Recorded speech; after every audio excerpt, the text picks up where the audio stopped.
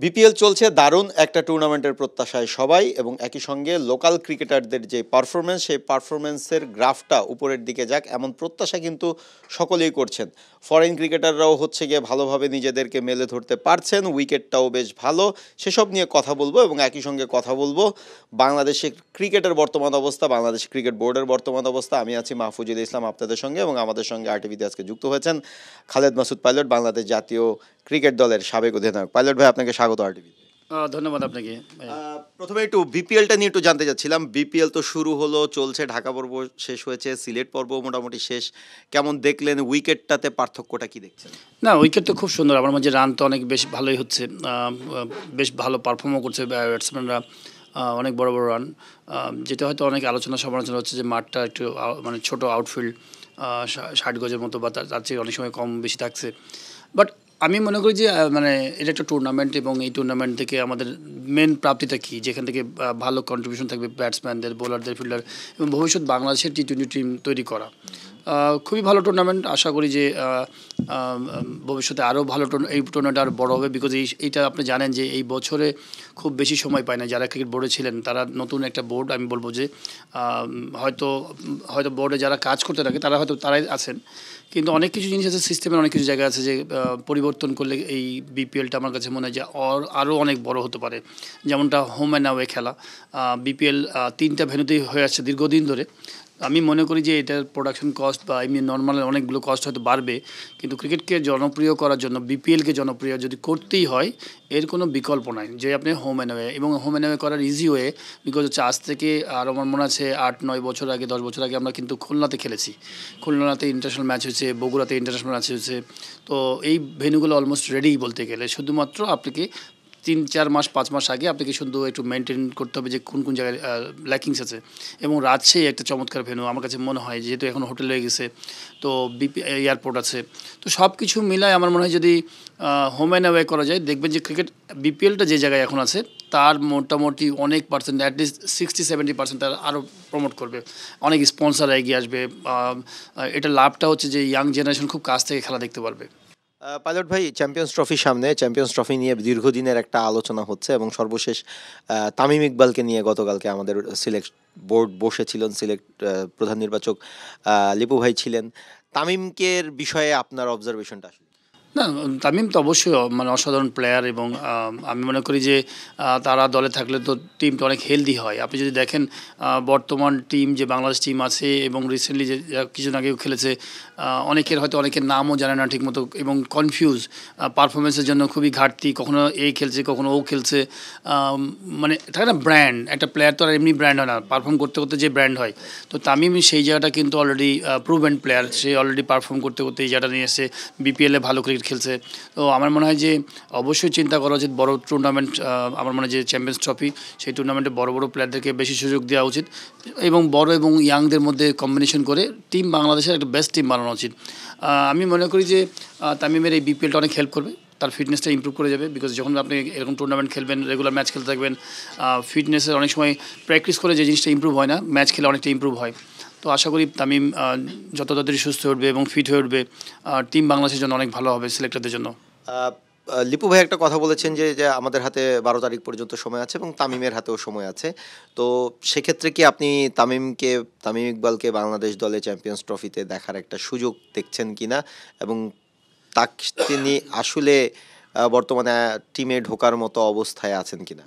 আমি দেখেন, আমার মনে হয় যে বাংলাদেশ টিমের অবস্থায় সবাই থাকে, আমার কাছে মনে হয় ইম্পর্টেন্ট হচ্ছে আপনাকে কিন্তু একটা মানে কিছু মার্কিং থাকে যে এই জায়গাগুলোতে আপনাকে পাস করে আসতে হয়, যেমনটা হচ্ছে ফিটনেস, পারফরমেন্স, এগুলো খুবই ইম্পর্টেন্ট।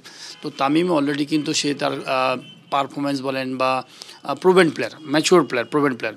তো যেই জায়গাটা একটা আছে ফিটনেস, তো আমার মনে হয় যে ইন্টারন্যাশনাল লেভেলে খেলতে গেলে মিনিমাম একটা রিকোয়ারমেন্ট থাকে ফিটনেসে, যে এইটা থাকলেই হয়তো দেখা গেলো সে খেলতে পারে। অনেক সময় দেখবেন যে অনেক বেশি ফিটনেসের দরকার হয়, অনেক টিমগুলো আছে, কিছু কিছু ক্ষেত্রে ট্যালেন্টকে খুব প্রায়োরিটি দেওয়া হয়, যে পারফর্মার তাকে হয়তো 19-20 ওখানে ছেড়ে দেওয়া হয়। যেমন রোহিত শর্মার কথা বলেন, রোহিত শর্মার সাথে যদি বিরাট কোহলির কম্পেয়ার করেন, দেখবেন যে রোহিত শর্মা অনেকখানি পিছিয়ে আছে ফিটনেসে, কিন্তু অ্যাজ এ পারফর্মার বলেই হয়তো সে খেলছে। তো সেই ক্ষেত্রে আমার মনে হয় যে তামিম যদি তার মানে পজিটিভ থাকে এবং আমি মনে করি যে টিম বাংলাদেশের এটা চিন্তা করা উচিত যে তাকে নিয়েই টিম বানানো এবং অ্যাট দ্য এন্ড আমার কাছে মনে হয় যে পারফরমেন্স অবশ্যই ইম্পর্টেন্ট যে আপনি ওই বিফোর ইউ মানে যখন আপনি টুর্নামেন্ট শুরু হবে ওই টুর্নামেন্টের আগে কী অবস্থায় আছে বাট আমার কাছে প্রুভেন প্লেয়ার যে কোনো জায়গায় পারফর্ম করবে আমার কাছে মনে হয়। একটু সাকিব সম্পর্কে যদি লিপু ভাই একটা তথ্য দিয়েছেন যে হচ্ছে গিয়ে সাকিব আল হাসানের বোলিং অ্যাকশনটা আসলে এখন পর্যন্ত আপ টু দ্য মার্ক হয়নি, সাকিবের ক্রিকেট ফিউচারটা আসলে কি দেখেন? না আমি আমি তো মনে করি ধরেন একজন ক্রিকেট ফিউচার এখন তো সাকিব তো ধরেন অলমোস্ট শেষের দিকে এবং আমি মনে করি যে বাংলাদেশি হিসেবে এন্ডিংটা যেন খুব সুন্দর হয় সাকিবের বিকজ তার কিন্তু ক্রিকেট জীবনের শেষের দিকে চলে আসছে অলমোস্ট। তো শেষ বেলাটাই আমার মনে হয় যে আমাদের দেশেরই ছেলে রাজনীতিতে হয়তো ভুল ভ্রান্তি কিছু করেই ছিল, তো সেই জায়গাগুলোকে আমার মনে হয় যে মানুষ ভুল করতেই পারে। আমাদের আমি বলবো যে গার্ডিয়ান যারা ক্রিকেট বোর্ড যারা আছেন তাদের উচিত হবে যে আমি মনে করি যে এটাকে কীভাবে সলভ করা যায় এবং তাকে কাজে লাগানো যায় কী করে। দিন শেষে আপনি যদি দেখেন যে সাকিবের মতো একটা প্লেয়ার শেষ বয়সে যদি খেলার সুযোগও পায়, যদি বাংলাদেশের জন্য খেলে ভালো করে তার জন্য শুভকামনা থাকবে। এবং সাধারণত একটা জিনিস হচ্ছে যে দেখেন এই যে 18-20 বছরের যে ক্যারিয়ার দীর্ঘদিন, সাকিব একটা ব্র্যান্ড। কোন সেন্সে বলছি, সাকিব যখন বিসিবি যখন সাকিবকে নিয়ে কাজ করবে, যেমনটা টেন্ডুলকারকে নিয়ে কাজ করে মানে আমি বলবো ইন্ডিয়ান ক্রিকেট বোর্ড যে কোনো জায়গায় দেখবেন যে বড় বড় জায়গায় ইভেন্টে কিন্তু টেন্ডুলকারকে তারা ফ্রন্টে রাখে। তো সাকিব তামিম এনারা যদি আমাদের বিসিবির ক্রিকেট বোর্ডের ফ্রন্টে যদি থাকে আপনার অনেক ব্র্যান্ড ভ্যালুটা ডেভেলপ করে। যে সাকিব বা তামিমরা যদি ইন্টারন্যাশনালি যদি কোনো বোর্ডের সাথে যখন ডিসকাশন করবে বা আমাদের হয়তো রিপ্রেজেন্ট করবে তখন একটা ভ্যালুটাই আলাদা হয়। তা আমি মনে করি যে মানুষ তো খেলোয়াড়রা তো আসলে খুব ডিরেক্টলি ওইভাবে রাজনীতির সাথে থাকে না। আমার মনে হয় যে তাদের মেন ইম্পর্টেন্টই হচ্ছে তাদের মানে মেন টেকনিক্যাল সাইডটা হচ্ছে ক্রিকেট বা স্পোর্টস।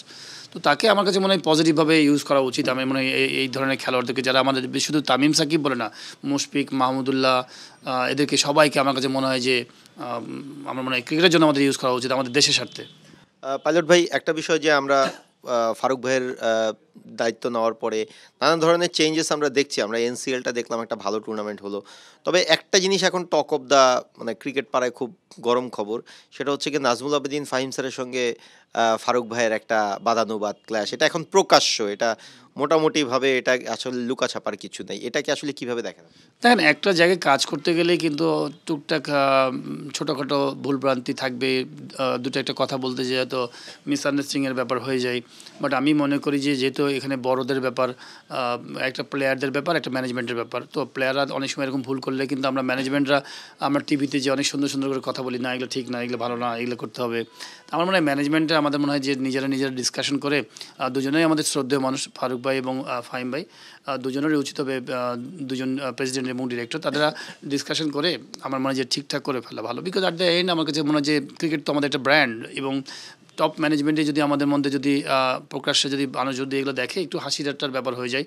তো আমি আশা করি যে ওনাদের এই জিনিসটার সমাধান খুব শীঘ্রই করে ফেলবেন ওনারা বসে। আর না হলে আমি মনে করি যে এটাও ঠিক যে আমাদের যেহেতু স্পোর্টস মিনিস্ট্রি আছে সেখানে যদি তারা কেউ না কেউ দায়িত্ব নিয়ে যদি জিনিসটাকে খুব মানে সমাধান করে ফেলতে পারে, দুজনের কাছে অনেক কিছু পাবার আছে আমার কাছে মনে হয়। তারা যদি ঠিকমতো কাজ করতে পারে স্বাধীনভাবে, আমার মনে হয় যে অনেক কিছু করা সম্ভব। বিকজ ক্রিকেট বোর্ডে তো আলটিমেটলি খুব বেশি মানুষ লাগে না, ঠিকমতো সময় দিলেই কিন্তু অনেক কিছু কাজ করা যায়। বাট যখন দ্বন্দ্ব থাকবে তখন কিন্তু অনেক কিছু কাজ আগাবে না। তো সেই জায়গাগুলো থেকে মানে আমার মনে হয় যে বেরিয়ে আসতে হবে।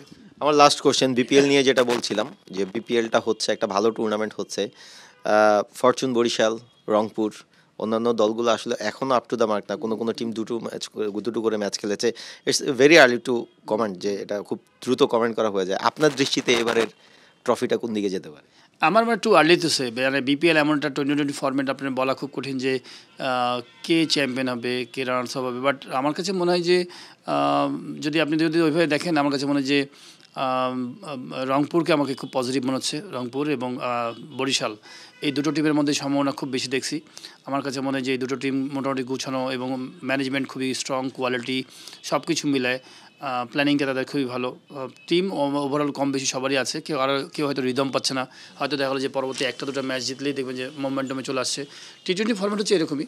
বাট আমি মনে করি যে টুর্নামেন্ট ভালো হচ্ছে, বাট এটা টুর্নামেন্টটাকে আরও সামনে মনে করি যে আরও বেশি ভালো করা উচিত। মানে প্ল্যানটাই হওয়া উচিত যে এই টুর্নামেন্টটাকে গতানুগতিক টুর্নামেন্ট না বানিয়ে, যে রেগুলার বিপিএল হয় সেইভাবে না বানিয়ে এটাকে একটা আইকনিক টুর্নামেন্ট বানানো উচিত, যে আইপিএলের পরে যেন আমরা পৌঁছাতে পারি। রাতারাতি আপনি পৌঁছাবেন না, বিকজ আপনি যে ব্র্যান্ড ভ্যালুটা তৈরি করেছিলেন প্রথম দিকে 2-3 বছরে, আপনি যদি দেখেন তখন বড় বড় প্লেয়াররা কিন্তু পুরা সিজন খেলতেন। এখন কিন্তু সিজন খেললেন না কোনো প্লেয়ার, বিকজ এটাকে একটা অন্য টাইপের টুর্নামেন্ট মনে করছে, যে শুধুমাত্র সেমিফাইনাল ফাইনাল খেলবো। হ্যাঁ, মানে বড় বড় প্লেয়াররা চিন্তা করছে শুধু সেমিফাইনাল আর ফাইনালটা খেলবো, এতটুকুই। কিন্তু আপনাকে এমন একটা টুর্নামেন্ট বানাতে হবে তারা যেন বড় বড় প্লেয়াররা মনে করে না, পুরো টুর্নামেন্টটা খেললে আমার নিজের জন্য লাভ হবে, ফাইন্যান্সিয়ালিও আমি বেনিফিটেড হবো। সেই আকর্ষণটা তৈরি করলে আমার মনে হয় যে বিপিএলটা অনেক উপরে আসবে। পাইলট ভাই যেমনটা বলছিলেন যে বিপিএলটা আসলে সুন্দরভাবে আরও কিভাবে সাফল্যমণ্ডিত করা যায় এবং আরও কিভাবে জাঁকজমকপূর্ণ করা যায়, এবং কিভাবে বাংলাদেশের ক্রিকেটের যেই সাম্প্রতিক সময়ে ঘটে যাওয়া অনাকাঙ্ক্ষিত ঘটনাগুলো, সেই ঘটনাগুলোকে কিভাবে আরও সুন্দর সমাধানের দিকে যাওয়া যায়। আমরা প্রত্যাশা করি ভালো একটি বিপিএল হবে, যেই ধরনের কন্ট্রোভার্সিগুলো বাংলাদেশের ক্রিকেটে চলছে সেই বিষয়গুলো দ্রুতই হচ্ছে সমাধান হবে, এবং তামিম ইকবালের জনগণের যে প্রত্যাশা তামিম ইকবালের জাতীয় দলে ফেরা অবসর ভেঙে অবশ্যই সেটি তিনি আবারও সিদ্ধান্ত নেবেন, সেই প্রত্যাশা হয়তো বা অনেকেই করছেন। তবে সব কিছুই নির্ভর করছে ক্রিকেট বোর্ড এবং তামিম ইকবালের উপর। দর্শক, এই ছিল আজকের আমাদের আরটিভির আয়োজনে। আমরা পরবর্তীতে আবারও আপনার কোনো ইন্টারভিউ সেশনে আপনাদের সঙ্গে হাজির হব। এতক্ষণ এই ছিল আমি ছিলাম মাহফুজুল ইসলাম আপনাদের সঙ্গে। ধন্যবাদ।